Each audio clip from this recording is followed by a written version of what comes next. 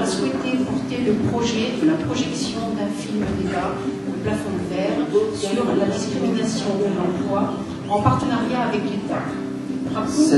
Ce passage de film sera complété ce soir par un débat, là aussi, on l'espère riche.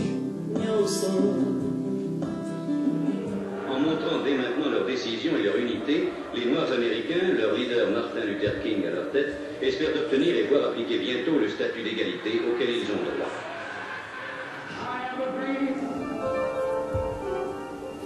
La première ligne de mon CV était archi faux.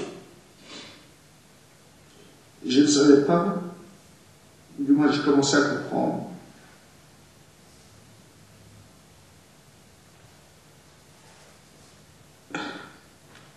qu'avant d'être candidat, j'étais d'abord, bien que précisant ma nationalité française, j'étais d'abord d'origine maghrébine. Ça fait, j'ai compté à peu près hier, il y a 335 lettres de refus. Bon, j'en ai d'autres par mail, je dois faire 600, ou 600, 700 projets. C'est évident, donc, de la discrimination, mais ils crèvent les yeux. Même pas la peine de leur demander. Eux, ils font semblant de ne pas y croire, vous avez remarqué. Ils font semblant de fond d'eux-mêmes, ils ne sont pas beaucoup d'illusions, mais c'est triste. Moi, je trouve que vraiment, j'ai honte, si vous voulez, en tant que citoyen français. L'association dispose d'un réseau. Donc, ce qui fait que quand elle envoie un CV, les gens jugent maintenant mes compétences. C'est la personne, Simon Goli, qui a un BTS Action Commerciale, qui a telle expérience et tout ça. Les gens savent que ce soit un noir qui viendra, en tout cas un immigré qui viendra. Tu n'es plus immigrée, tu es française. Faut pas l'oublier. Je suis française. Elle est française, il ne faut pas qu'elle dise le mot immigré.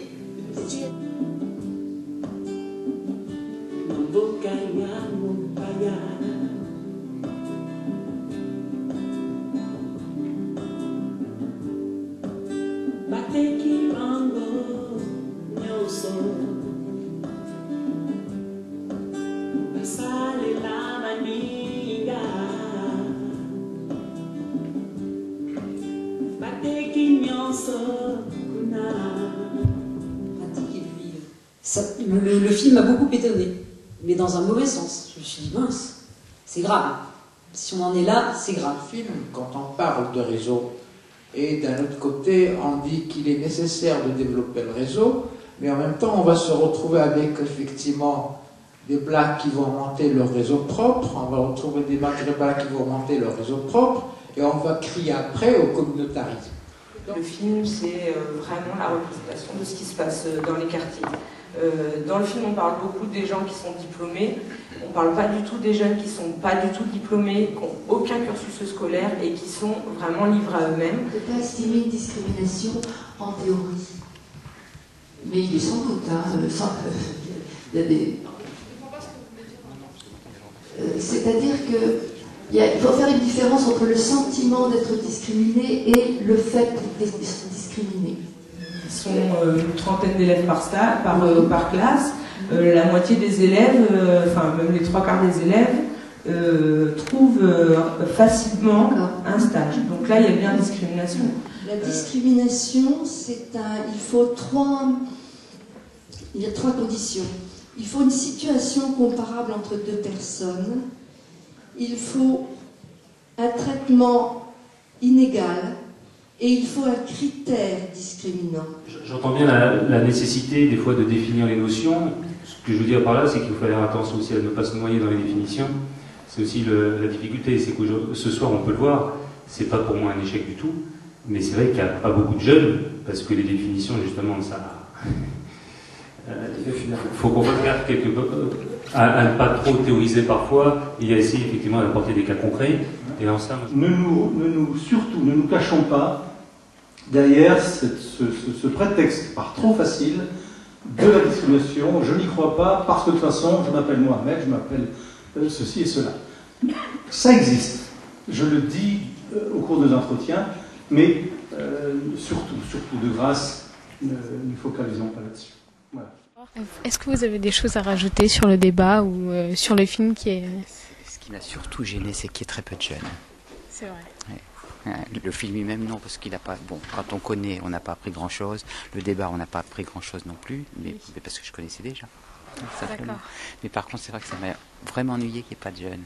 Il y a peut-être eu une mauvaise information. Ou c'était pas pour eux, peut-être aussi, hein, c'est peut-être ça. D'accord, merci. Au revoir. Mais je pense que voilà, le résultat, c'est effectivement ça, c'est-à-dire que les gens les plus touchés par la discrimination ne sont pas encore là, enfin ne sont encore pas là, et que finalement, je veux dire, toutes ces actions, c'est bien, il faut bien sûr, il faut les continuer, mais il faut régler le problème là où il est, quoi. Et effectivement, dans les quartiers au quotidien, enfin, il n'y a pas que dans les quartiers d'ailleurs, il y a, enfin non, ce que j'appelle ce quartier, c'est pas forcément cité avec des tours. Mais en France, il y a une vraie discrimination, il y a un vrai racisme ambiant, et il est temps de donner de donner le mot racisme au racisme, parce que nous, on le voit dans nos structures, mais je pense que les gens dans leur famille le voient au quotidien. Là, on a parlé de l'emploi, mais on aurait pu aussi parler de tous les domaines de la vie, parce que le racisme, quand on est un petit peu arabe, noir ou un petit peu foncé, on le vit la discrimination, on la vit aussi quand on est gros, on la vit aussi, et je veux dire, la France aujourd'hui, c'est quand même un petit peu ça, quoi. Donc voilà. Même si je défends bien sûr tout ce qui se fait et que je suis dans voilà. Mais voilà.